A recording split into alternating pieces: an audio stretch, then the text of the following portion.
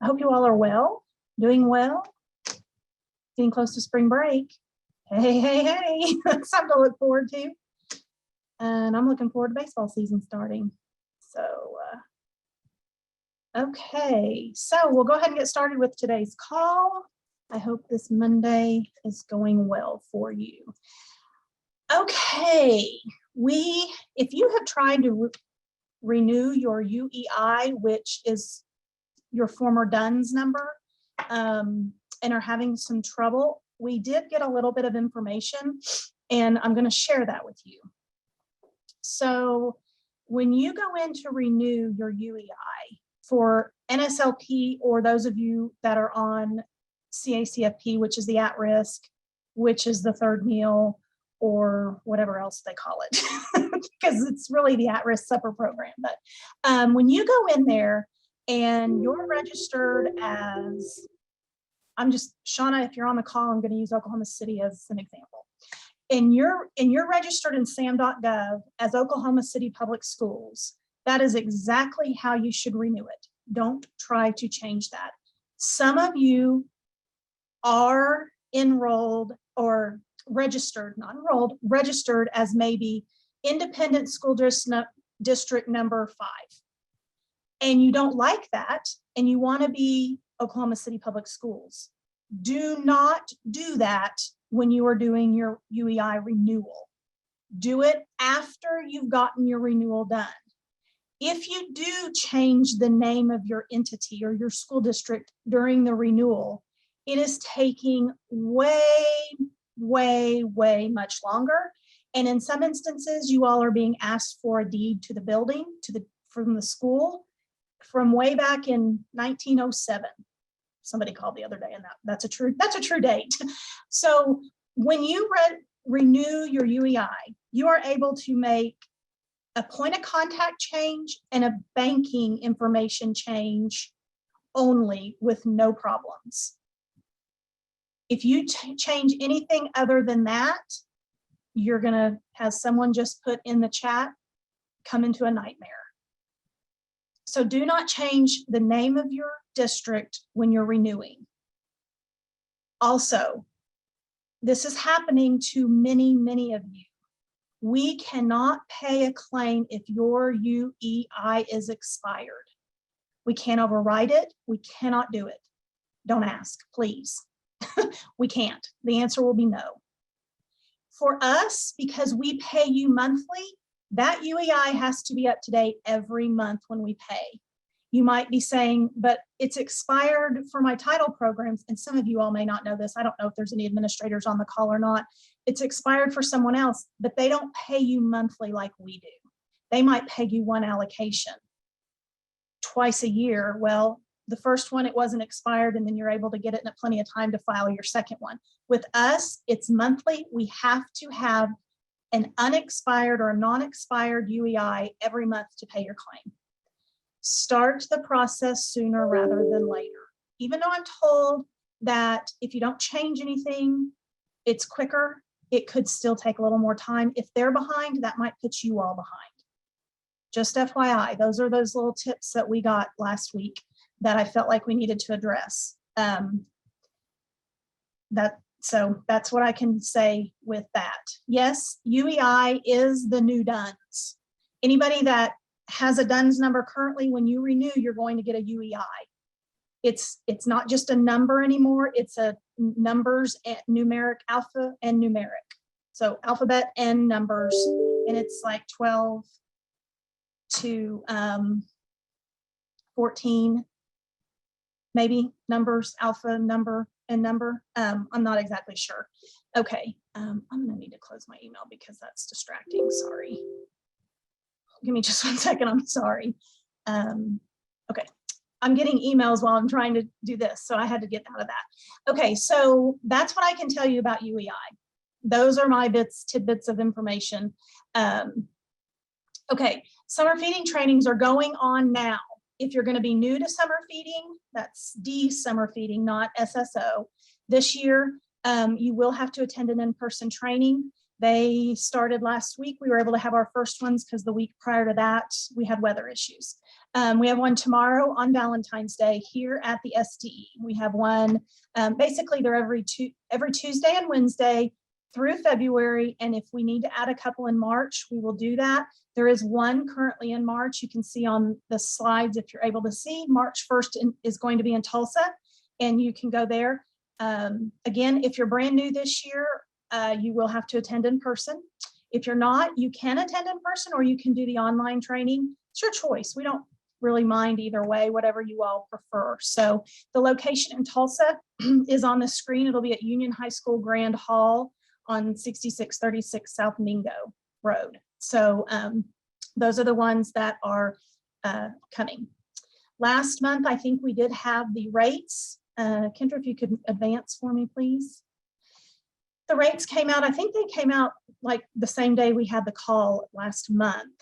And so the rates are here. These are the rates that will be, they went into effect in January, but they're for May, June, July, and August.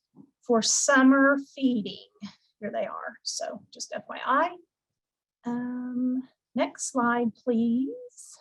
Your verification report, we're probably lacking about 30 to 40 verification summary reports from some of you, and we're working closely with you.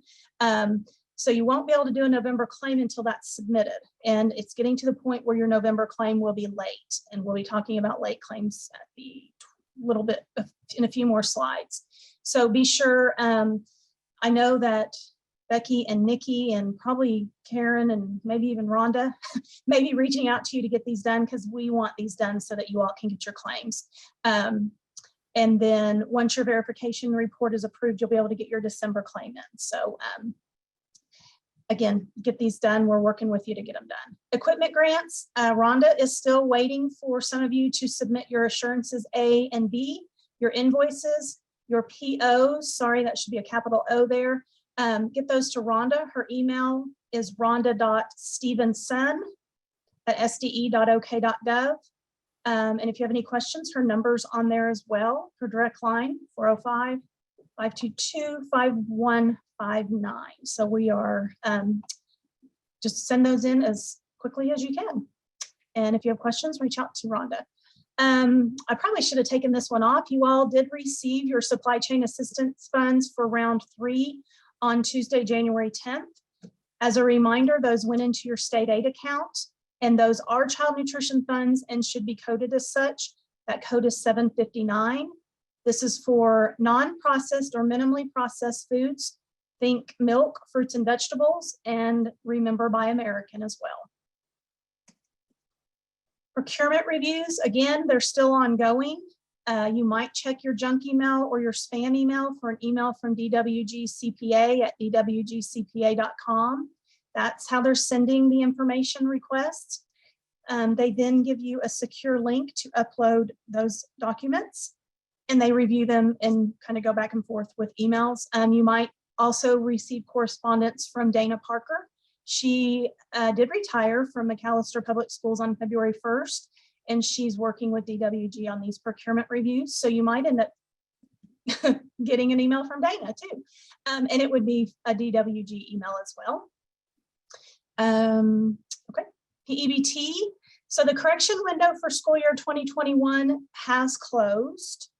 Data will be processing that. Our data department will be processing that data, and we will send it to DHS, and that should probably within the next 30 days, probably be sent before that, but by the time that DHS does all their processes for payment and checks and balances to make sure no one's issued duplicate payments, it can probably take at least that, maybe just a tad more, but we're being optimistic here. There will end up being a correction window for 21-22. Those school year benefits, I believe, are out now, but we don't have a time frame for that yet. There will be more to come on that. There were very few, many less, like that's probably not a lot fewer schools doing virtual learning in 21-22. So there were not near the amount of payments out, because remember, as a reminder, PEBT is tied to virtual learning for introduced lunch status. So we are doing a summer 23 PEBT plan. DHS has finished that and has sent that to USDA for approval, and then we'll route for signatures between the two agencies. And then that summer is always based on enrollment in the month of May. It is not tied to a learning mode, virtual, hybrid, or anything like that, but it is tied to free and reduced lunches. It probably wouldn't hurt to kind of put out there to your families in your districts that we are doing a summer plan, and it's tied to free and reduced lunches and enrollment in May. You might get a few applications back. You never know. That's a possibility.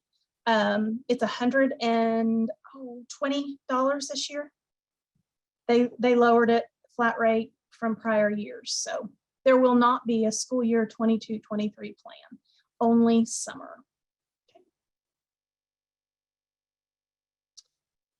Okay, a few reminders. Production records, again, we're still finding issues where production records aren't being maintained. They're required to be maintained daily. Breakfast, lunch, snack if you're doing it, supper program if you're doing CACFP, please continue to maintain your documentation and your records. There was not a meal pattern waiver this year. You should be following meal patterns. Reminder that temperatures must be taken on the line and recorded in your production records, and you need to keep refrigerator and freezer temperatures, even for your commodities and purchased foods. Those are requirements. Okay. The pilot for direct certification for Medicaid. I'm so excited about this, but it has been very time consuming. It's going to be a great thing for the state, but there's a lot of work to be done. It will go into effect in July. And a couple things I did find out recently was that only students that we receive information from the state agency, which is Healthcare Authority, will be allowed to be considered for direct cert Medicaid. There will be no letters from the agency or any case numbers allowed under direct cert Medicaids. It is solely based on the documents or the information we get from Oklahoma Healthcare Authority. So, and under direct cert Medicaid, I think I said this last month, there will be both free and reduced students, and that data will be provided to you. It will work very similarly to the way DHS or direct cert SNAP works currently. So we're just having to make processes for direct cert Medicaid in that. So that might be it on that. Jennifer? Yes. Someone in the chat asked you, can you slow down just a bit? They said it's going really fast. Okay, I'll do my best. Thank you. Okay, we're going to talk about claim submission a little bit. We're still getting lots of late claims. And part of it is based on UEI. Part of it is you all are forgetting to do that view claim summary still. So remember to fully submit your monthly claims by going into the view claim summary once all your site claims are certified. The view claim summary is where you actually submit all the site claims once you've certified all the site claims. If you do not go into the view claim summary and submit your certified site claims, they are not submitted for payment, possibly resulting in a late claim. And we are seeing that quite a bit lately. Okay, late claims. There is a regulation in our 60, 90-day guidance for late claims. The claim is due by the 10th of the following month, but it is truly considered late when it's 60 days or more past the month you're trying to claim. USDA regulations allow one late claim in a 36-month time period to be paid. More than one late claim in 36-month period is not allowed. And the regulation states right there, and I'll go ahead and read it because I know some of you don't have access to the slides. Some of you do this on your phone and you're just listening. Federal regulations state that our office may grant a one-time exception to this rule, however, of a late claim. Once an SFA uses its one-time exception, that institution may not be reimbursed for any future claims submitted past the 60-day deadline for a period of 36 months from the last day of the month covered by the claim. Only those which demonstrate to the state agency satisfaction that non-compliance was due to circumstances beyond the control of the SFA. Such situations would include, but are not limited to, a natural disaster, fire, flood, vandalism of records, and serious illness or injury of the person responsible for submitting the report. So we can't just give a second late claim We have to have documentation. If we deny it, you do get appeal rights for that. So just know we are just following our process. Well, actually, we're following the regulations. They're not even our processes and procedures. They're the actual regulations state this. We did add, if you go to the next slide, Kendra. Thank you. We have added this bottom part in yellow to help you remember to go to the view claim summary to submit your claim. Once you've certified, in the far right column, that's the date you certified your claims. You need to go, it'll tell you your claim's not submitted. Go to the view claim summary. And you guys might need to get something, checks and balances within your office or a district even. You know, you might print a copy of that claim, give it to your encumbrance clerk, the treasurer, whoever in your office follows up on that, because if they don't see a payment come in for that amount, they might reach back out to you and go, hey, that hasn't come in. We normally get those in a pretty timely manner. I mean, because we typically pay, if you get it in by noon on Tuesday, you've got your money in your account on Friday. So there's normally not much lag time there. So keep that in mind. You've got to take some accountability within your district as well on doing your checks and balances. Okay, a couple weeks ago, maybe last week, time gets away from me, Cooking for Kids is doing a school needs assessment survey, and that was sent out. You will probably get a reminder tomorrow. That closes on the 15th. So we want as many people to do that survey as possible. Also, Cooking for Kids has updated their website. And so I've added the website here. The next slide is a webinar that's coming up. Department of Agriculture was given a grant for local foods. It's to encourage buying from local farmers and using local foods at your district. There's going to be a webinar. If you actually right now, if you're not on your phone, if you take your camera and put it to that QR code, it will come up to register for that webinar. But this will also go out in cars, but it's Thursday the 23rd from 1:30 to 2:30. So you have an opportunity to get some funds because there's money tied to those local funds that you can receive back to your district. Here's some upcoming trainings we have. CACFP meal patterns is tomorrow at 1 o'clock.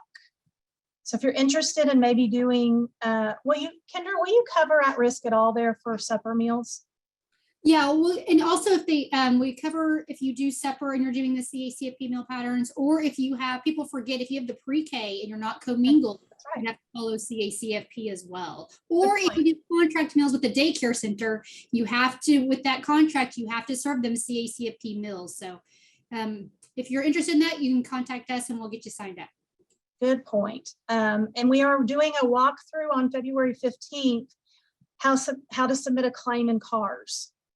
There's just a refresher, and that's February 15th at 1:30. We'll have a school call on March 20th will be our next one. That should be after spring break. We try our best. We know we won't hit everyone, but we tried our best to finagle around there. This next slide, SNA Oklahoma, School Nutrition Oklahoma Leadership Conference is Friday, March 31st to Saturday, April 1st. They are now taking registration as well. An email went out in CARS this morning about that, where you can just click on the link in the email and register for that also. It's in Tulsa. Okay, I'm gonna go to chat now. Give me just a second to scroll up and get where I need to be.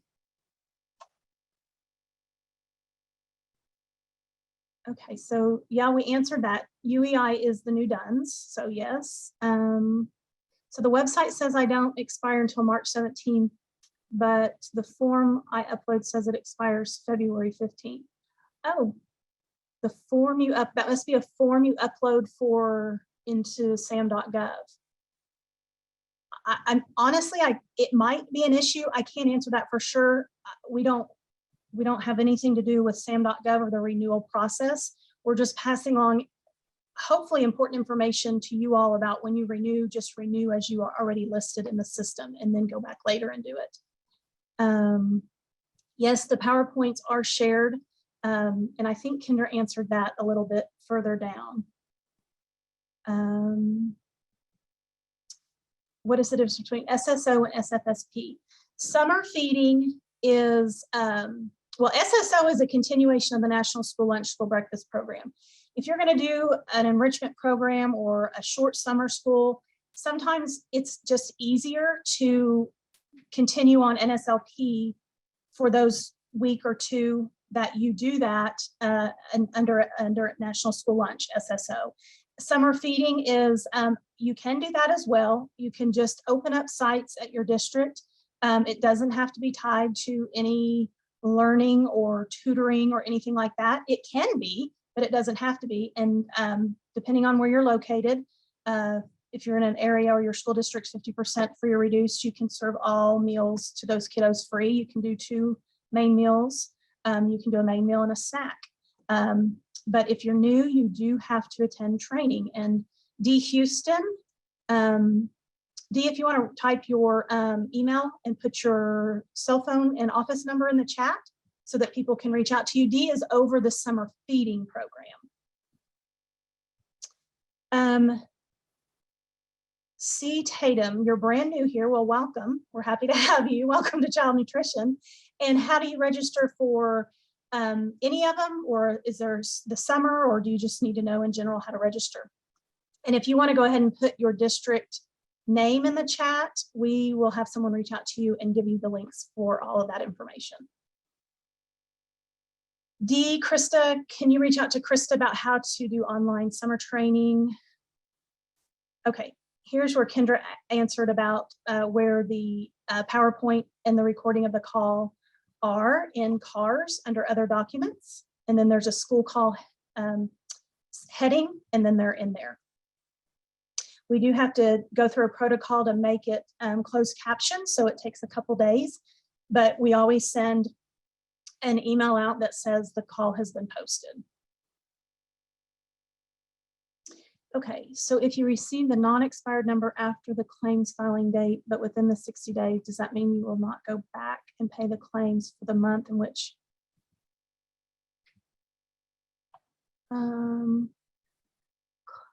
It's for the month in which the UI has expired or once it's been taken care of. Well, for example, if you're done, so I'm just going to use one that's on my mind because I've been talking with a couple schools. So somebody had a DUNS that expired on December 8th, and they've been trying to file their claim. Well, they can't file December, January, still can't file January until that gets renewed. So once it's renewed, we can pay for that. But if it's after the 60 days, then we run into a whole other problem. So okay. When does this have to be spent? Are you referring to the SCA funds? If you are, they can carry from year to year to year until they're gone.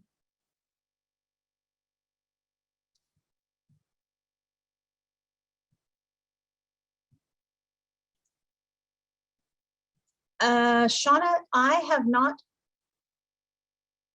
really, I've got to look into that a little bit more. That is something that has come up.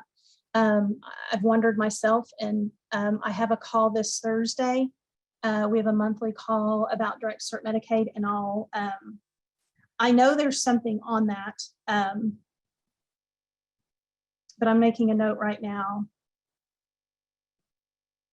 Okay, more to come on that, Shauna, regarding reduced for CEP and direct cert Medicaid.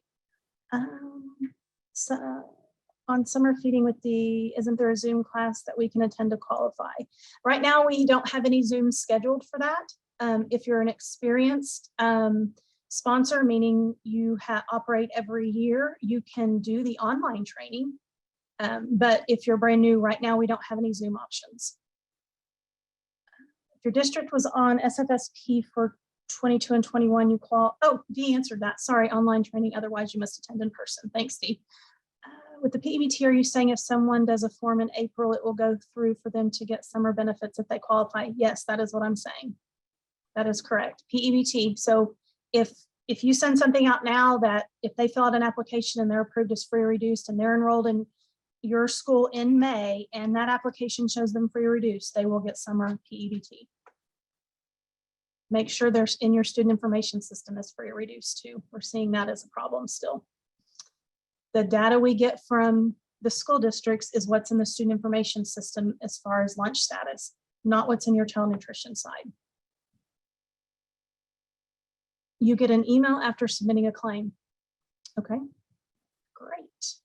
If you're an SNA member, I'd appreciate your vote for the National Leadership Development Committee. Okay, I didn't know. Good deal, Krista. I don't know that I knew that. If I did, I forgot. Will the how to submit a claim be recorded? Yes, it will. And it'll be posted a couple days later because of the closed captioning and the things we have to follow for ADA compliance. Who do you contact about signing up for the CACFP training for tomorrow? You can reach out to Kendra Mervelt or Sherry Ostley in our office. They'll be happy to help you out with that. Dee's information, d.houston, like the city of Houston, Texas, at sde.ok.gov, and her work cell is 405-420-9367. If you participated in SSO last summer because of the flexibilities of COVID, yeah, if you didn't operate summer feeding last year, you're new this year. That's the downfall. Yes. The rates for SSO summer are what you are currently being paid under NSLP right now. They expire June 30th though, because the rates always change in July. So we will only pay as long the current rates under SSO until June 30th. You can do either one. So someone's asking for if we just do 1 month of summer school, do we do SSO? That's up to you. If you haven't participated in summer feeding, it might be a little easier to just continue on SSO, but that's totally up to you. You can apply for summer feeding. It is another program you do have to apply for. There's an application process. Again, that's up to you. The supply chain funds can carry year to year until they're gone. There's the information for CACFP mail pattern training. If you can't see it, it's Sherry, SHERRI. Oh, my chat just jumped. Ostley, ASSALEH at sde.ok.gov.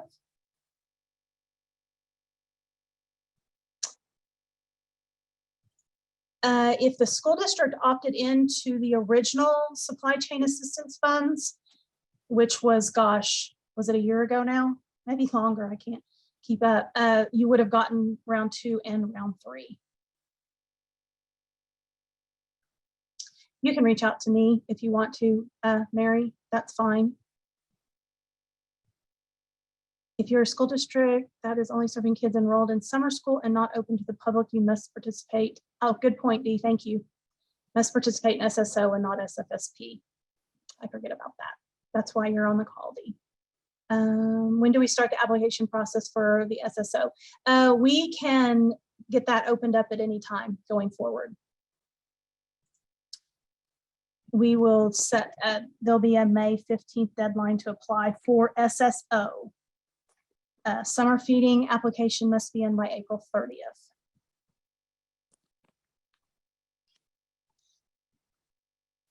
I think we got another.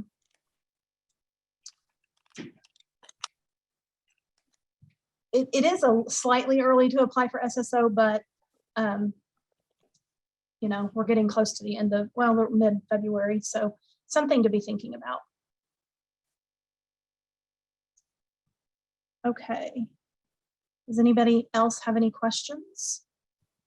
Any slides we might need to go back to and review? We continue to have these monthly. You guys want to continue to have them monthly? I think they're beneficial, but I don't want to waste anyone's time either. So, okay. Shauna, what was the no chocolate milk? I'm watching the chat. So yes, okay, monthly is, oh, the USDA proposed rules. We're going to get something out in CARS as well. USDA is proposing meal pattern changes.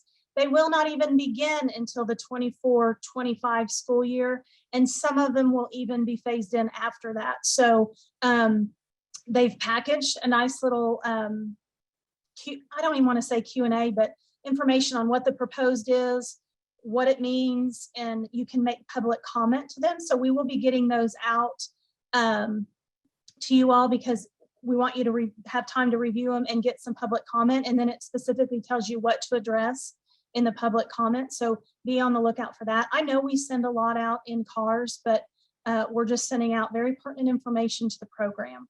And that's the quickest way to get it out to you all. So we will be getting that information out on the proposed meal pattern changes. So I don't think I missed anything. And yes, there is something in the new meal patterns regarding chocolate milk, just FYI. There's a couple different things because they're going to be looking at sugar closely too. Okay. So, okay, absolutely, we will continue with the monthly call. I kind of thought that would be the answer. Because of kind of our other training schedules and my schedule, we will keep it on Mondays at 1:30. We could back it up a little bit, but is 1:30 a decent time for you all? And just periodically try to find out. We want to be able to provide you with what we need, what you all need. So, okay, and I know, okay, 1:30. All right, well, we're going to keep it here then. Very good. Thank you all. Appreciate it. Okay, any other questions? So we're going to keep our monthly calls on Mondays at 1:30. And we try to keep them about the same time, but we're skipping next month. We're not skipping the call. We're just skipping a week because of spring break next week or next month. So, okay. So right now, that's all I've got. We will plan on March 20th at 1:30 for our next call. If you have any questions or need anything in the meantime, please reach out to us here in the office, and you can always reach out to your child nutrition program specialists in the field with questions. You guys have a break coming up, so enjoy your spring break. It'll be a downhill slide when you get back from that. We appreciate everything you guys continue to do. We know that there's still struggles with everything. We're still having repercussions from COVID. So continue doing what you guys do best. We're here for you. And we'll plan on talking again on March 20th at 1:30. Enjoy your break and we'll talk soon. Thanks, everybody. Bye-bye.